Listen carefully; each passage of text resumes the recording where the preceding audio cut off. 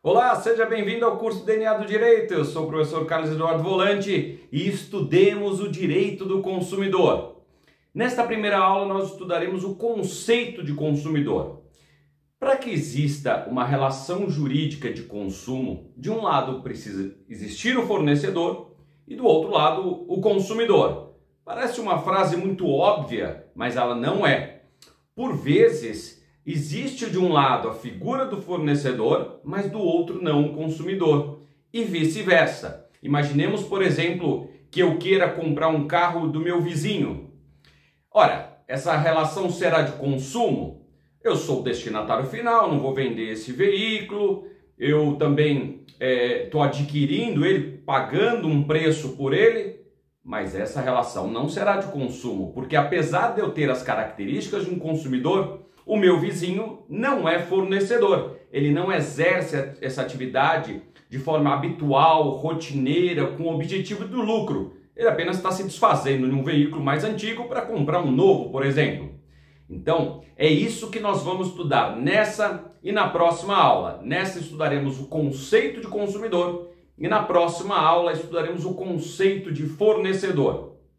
Bom, a nossa, pelo menos, facilidade, a nossa ajuda é que o próprio Código de Defesa do Consumidor, a Lei 8.078 de 90, ela traz o conceito de consumidor e de fornecedor já nos primeiros artigos. O artigo 2º traz o conceito de consumidor e o artigo 3º o conceito de fornecedor. Vamos ler esse artigo 2º que traz o conceito de consumidor para que depois nós possamos explicar cada um dos elementos dentro desse conceito. Vamos para o slide. Consumidor é toda pessoa física ou jurídica que adquire ou utiliza produto ou serviço como destinatário final. Perceba que aqui ele traz tanto a pessoa física quanto a jurídica como potenciais consumidoras. Então não é só a pessoa física que é consumidora, a pessoa jurídica também pode ser. É claro que isso vai gerar uma série de implicações que nós vamos ver mais ao final dessa aula. Especialmente quando essa pessoa jurídica adquirir esses bens como insumo de produção, ou seja, comprar um bem para produzir outro bem. Imaginem uma indústria de cosméticos comprando álcool para produzir um perfume. Ela não vende necessariamente o álcool, mas ela transforma isso em perfume. Então, será que ela é consumidora? Nós vamos deixar essa parte mais para o final, mas por hora o que vocês precisam saber é que tanto a pessoa física quanto a jurídica podem ser consumidoras. E percebam que o código não faz nenhuma diferença entre essa pessoa jurídica. Pode ser uma microempresa, uma média empresa, ou uma grande empresa, ou ainda uma multinacional. Nada disso importa para este conceito. Pode ser pessoa física ou jurídica. Um segundo ponto importante que o código apresenta é que ele fala adquire ou utiliza. Adquire é mais fácil entender. Pode ser aquela compra efetivamente. Você vai ao supermercado, compra lá latas de refrigerante, aquelas latas estão sendo adquiridas. Mas ele também fala que utiliza. Essa ideia de utilizar significa que você não precisa comprar necessariamente. Então, se eu faço uma festa na minha casa, trago convidados para essa festa, e as pessoas bebem daquele refrigerante, e elas passam mal por conta desse refrigerante, elas também são consumidoras. Mas, professor, elas não adquiriram, foi o senhor que comprou. Sim, o código falou, adquire ou utiliza. Mas elas não têm nota fiscal. A nota fiscal é para fins tributários. Nada tem a ver com a relação de consumo. Você pode demonstrar o nexo de causalidade de outras formas, por outros documentos, pela via do cartão de crédito, por testemunha.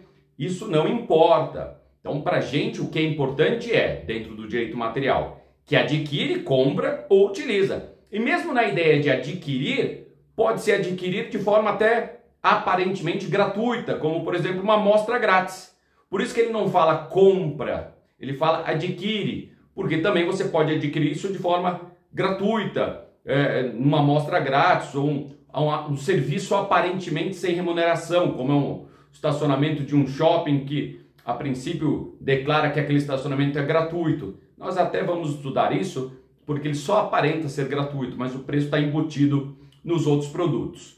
tá? Mas, de toda forma, então, adquire onerosamente ou gratuitamente ou utiliza, ainda que não tenha comprado efetivamente. E, por fim, o último elemento desse conceito do artigo 2º caput é que seja destinatário final. Então, ele fala a pessoa física ou jurídica que adquire ou utiliza como destinatário final produto ou serviço. Ora, o que é destinatário final? É aquele que não vai revender a coisa. O objetivo é que ele obtenha a coisa e que, claro, um dia ele vai poder vender isso, mas que ele não tem pretensões de vender a coisa. Quando você compra um celular novo, você compra com o objetivo de ter aquilo por muitos anos. É claro que nada é eterno, nada vai durar para sempre e depois de alguns anos ele vai ficando mais velho e você decide vendê-lo ou desfazer da coisa. Mas o objetivo inicial não era esse, era ficar com a coisa. Então você era o destinatário final dela. E isso é importantíssimo. No exame de ordem, provavelmente o que eles vão trazer dentro da ideia de conceito consumidor é essa ideia de ser destinatário final.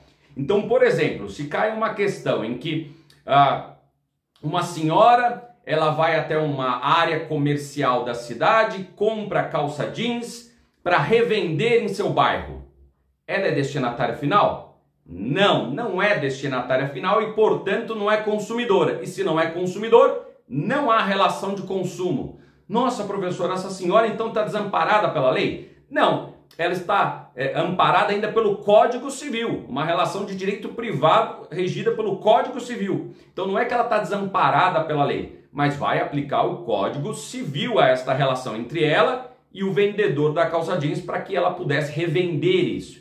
Então, se de qualquer forma a pessoa está comprando produtos ou serviços e revendendo essa coisa, ela não é destinatária final e, portanto, não é relação de consumo. Eu tenho que obter aquilo e tem que terminar ali em mim, pelo menos inicialmente. Como eu falei, nada é eterno e pode ser que no futuro até haja necessidade de venda. Mas esse não é o objetivo daquela relação inicial. Então é isso. Se não for destinatário final, não é relação de consumo. E aí não importa o tamanho dessa relação, ou da quantidade de produtos, ou do valor desses produtos ou serviços. Pode ser desde comprar, por exemplo, lingerie para revender na sala de aula para conseguir pagar ali a formatura, e aí ela não é essa moça que vende a lingerie, não é destinatária final, então não é relação de consumo quando ela adquiriu essa lingerie lá do atacadista. Ou pode ser uma coisa muito grande, uma concessionária de veículos que adquiriu os veículos da montadora para revender. Ela também não é consumidora. Mas eu disse para vocês que lá no conceito inicial de consumidor, nós tínhamos um problema quando falávamos de pessoas jurídicas. Em tese, até se aplica a pessoas físicas também esse mesmo problema, mas acontece principalmente com pessoa jurídica. Quando ela adquire um produto,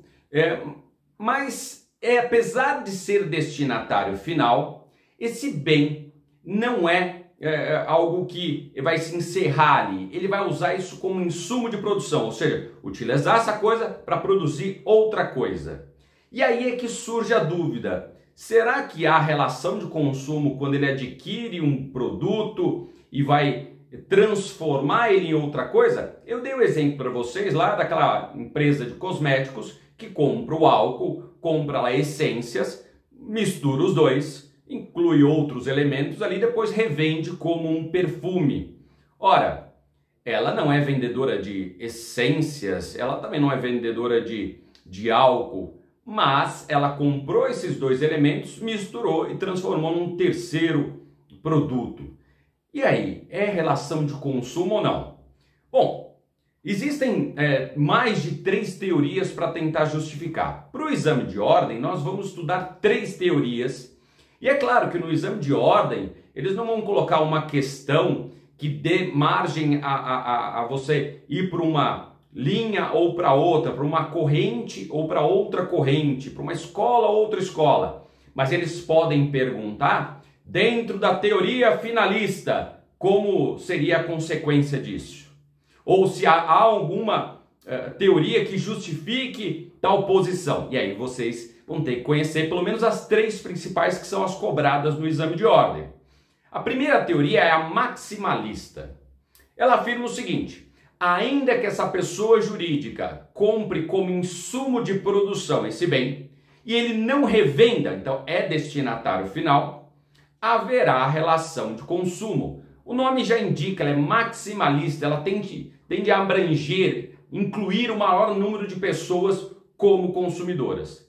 Então, para essa primeira teoria, ainda que compre como insumo de produção e desde que não revenda diretamente, é relação de consumo. Teoria maximalista.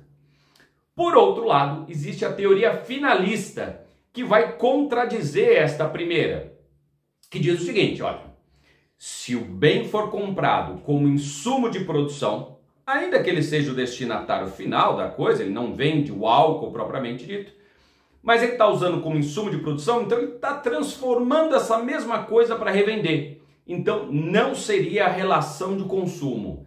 Ela exclui um número grande de pessoas jurídicas, porque, entendam, quase tudo que uma pessoa jurídica compra é insumo de produção.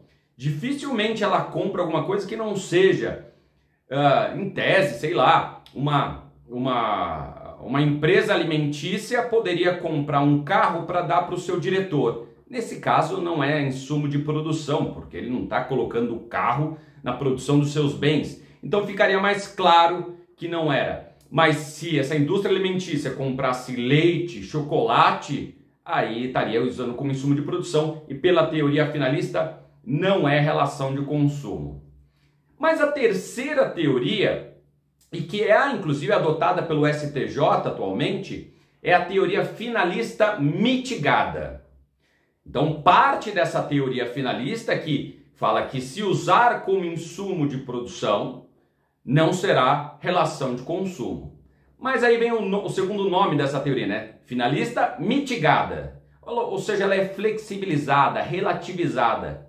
E diz o seguinte: se comprar como insumo de produção, mas for um adquirente vulnerável, muito hipossuficiente, seja tecnicamente, economicamente, aí sim haverá relação de consumo. Então imaginem, por exemplo, uma senhora que compra lã para fazer casaquinhos com essa lã. Olha, tudo bem, a lã é insumo de produção porque ela está transformando isso num outro produto. Então, se você usasse a teoria finalista pura, não seria a relação de consumo. No entanto, como ela é vulnerável, ela é frágil dentro dessa relação jurídica, será considerada consumidora. Diferentemente de uma grande indústria de alimentos que adquira, sei lá, chocolate para transformar isso em cookies, em bolachas, em biscoitos. Aí não seria relação de consumo, seria uma relação de direito civil, uma relação de direito empresarial. No entanto, acontece que o conceito de consumidor não se esgota nesse caput do artigo 2º do Código de Defesa do Consumidor. Há mais 3 outras normas que acrescentam ideias a este conceito de consumidor, que são as figuras do consumidor equiparado, que são o parágrafo único deste artigo 2º, o artigo 17 e o 29 do Código de Defesa do Consumidor. Vamos começar pelo parágrafo único do artigo 2º. Vamos para a leitura. Equipara-se a consumidor a coletividade de pessoas, ainda que indetermináveis, que haja intervindo nas relações de consumo. Note que ele nem conceitua como consumidor em si, e sim equipara consumidor. Então ele fala, não é consumidor, mas é como se fosse. Então, para fins de todo efeito da lei, do Código de Defesa do Consumidor, é como se fosse. E não importa, os efeitos práticos serão os mesmos. A ideia do código foi tentar abranger, abarcar o maior número de pessoas dentro desse conceito de consumidor, para protegê-las. Então imaginem, por exemplo, uma massa falida, um condomínio de pessoas. Esse condomínio, essa massa falida também é considerada como consumidora. Então essa coletividade de pessoas que também haja intervindo, adquiriu, utilizou produtos ou serviços, também é considerada consumidora pelo CDC. O artigo 17, por sua vez, ele está dentro de um capítulo que fala da responsabilidade do fornecedor, que nós vamos estudar em aulas futuras. Então, a responsabilidade do fornecedor pelo fato e pelo vício do produto e do serviço. E ele inclui esse conceito ou equiparação do consumidor lá no artigo 17 para limitar a esse tipo de responsabilidade. Então, quando nós estivermos falando sobre responsabilidade do fornecedor, também considere como consumidor, equipare a consumidor o seguinte conceito. Vamos ler no artigo 17. Para efeitos dessa seção, então essa seção que eu falei é a responsabilidade do fornecedor, equipara aos consumidores todas as vítimas do evento. Então, se houver um acidente, um evento danoso, mesmo que aquela pessoa não adquiriu ou não utilizou produto ou serviço daquele fornecedor, ela também será consumidora. Então imaginem, por exemplo, um avião que decole de um aeroporto e caia sobre casas nas redondezas. Aquelas pessoas que estavam nas casas não são consumidoras lá do artigo 2º, porque ela não adquiriu, não utilizou produto ou serviço como destinatário final. Não entra dentro daquela ideia. Então, significa que ela não poderia aplicar o Código de Defesa do Consumidor? Se ele ficasse só naquele caput, não. Mas o que o código fez, ele falou, equipara-se. É como se fosse consumidor as vítimas de um evento que decorre de uma relação de consumo. Então, aqueles moradores daquelas casas também vão poder utilizar o CDC e aplicar as regras. E aí a gente ainda vai estudar várias dessas regras, mas, por exemplo, vai poder pedir a inversão do ônus da prova. Ao invés do consumidor fazer a prova, é o fornecedor. Então, aquela família que foi atingida pela aeronave, muito bem, ela vai poder pedir a inversão do ônus da prova, poder entrar com a ação no seu domicílio, que são direitos que estão no Código de Defesa do Consumidor.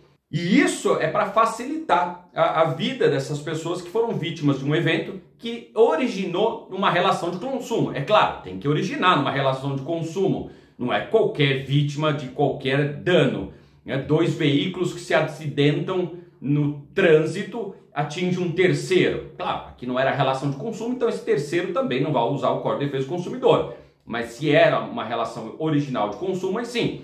Um shopping explodiu e atingiu pessoas que passavam nas ruas em volta. Nossa, essas pessoas provavelmente nem iam ao shopping, elas só estavam transitando perto do shopping. Mesmo assim, elas podem se socorrer do Código de Defesa do Consumidor. E o último conceito de consumidor que o Código de Defesa do Consumidor traz é no artigo 29, que também está numa parte específica do Código, que fala das práticas comerciais abusivas. Então, quando nós estivermos tratando de práticas comerciais, nós vamos poder equiparar essas figuras que nós vamos explicar agora a consumidores e, consequentemente, aplicar o CDC e não só o Código Civil. Lembrando que o Código de Defesa do Consumidor é muito mais protecionista do que o Código Civil. Imaginem uma relação jurídica antes de 1990, porque o Código de Defesa do Consumidor é a Lei 8.078 de 90. Antes não havia nenhum Código de Defesa do Consumidor, uma lei específica para o consumidor. Aplicava-se o Código Civil. Então, se houvesse qualquer evento que ensejasse a aplicação da lei, seria aplicado o Código Civil e o Código de Processo Civil, e não o Código de Defesa do Consumidor. E aí, o Código Civil, o Código de Processo Civil, eles tendem a considerar a relação mais igual, equiparar as partes. E aí era difícil, imagina, para o consumidor, primeiro, ter que provar que ele abriu já uma lata de cerveja e veio lá um objeto estranho dentro da lata. Como o consumidor conseguiria fazer essa prova se a lata estava aberta agora? Era super difícil fazer essa prova. Ah não, mas meu irmão estava comigo.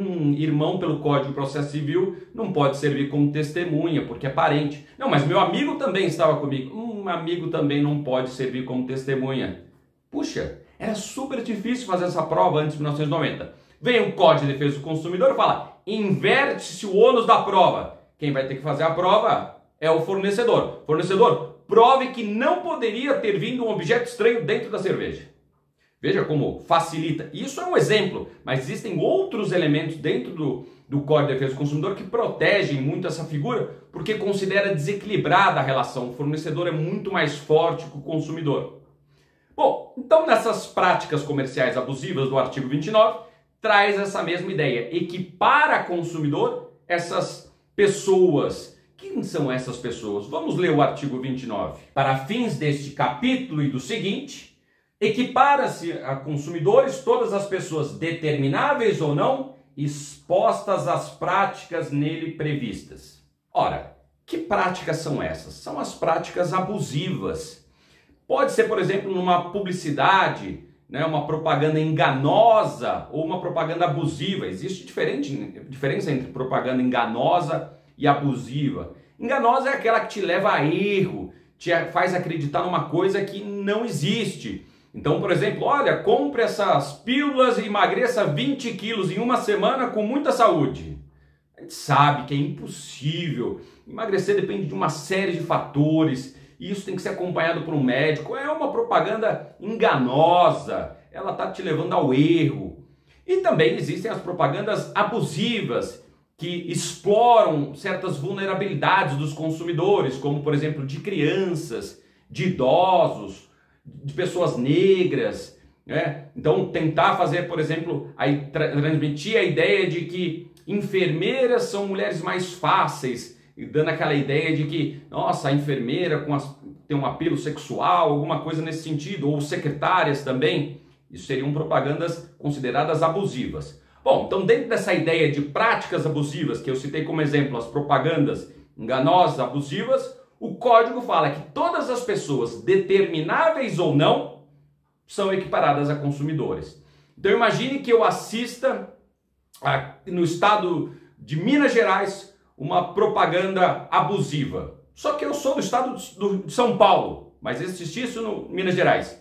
Como que eu vou determinar então quem foi exposta àquela propaganda enganosa? Se eu sou de outro estado, mas estava lá de passagem e assisti, é impossível determinar quem foi exposto àquilo ou não. Não dá para falar que não, só como foi veiculado em Minas Gerais, só aquelas pessoas foram expostas. Isso não significa que todas as pessoas vão poder entrar com ação. Nós vamos ver numa aula específica de defesa do consumidor em juízo que existe a tutela coletiva. E nessa tutela coletiva, alguns legitimados vão poder propor ações. Por exemplo, para retirar essa propaganda do ar, essa propaganda enganosa ou abusiva, o consumidor individualmente não pode. Mas o Ministério Público, por exemplo, pode, numa ação civil pública ou uma ação coletiva de consumo, pedir a retirada dessa publicidade por conta dessas pessoas indetermináveis que foram expostas àquelas práticas abusivas.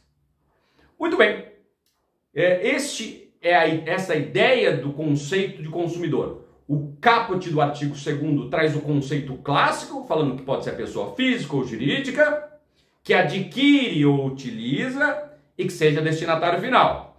Mas aí vem o parágrafo único desse artigo 2º, que equipara a coletividade de pessoas que agem intervindo na relação de consumo a consumidores, o artigo 17, que fala da responsabilidade do fornecedor e coloca aquelas pessoas vítimas do evento de uma relação de consumo, mas que não tenham participado diretamente, mas que elas também possam se equiparar a consumidores, e por fim essa ideia de pessoas determináveis ou não, expostas às práticas comerciais abusivas. Nos vemos na próxima aula. Até mais!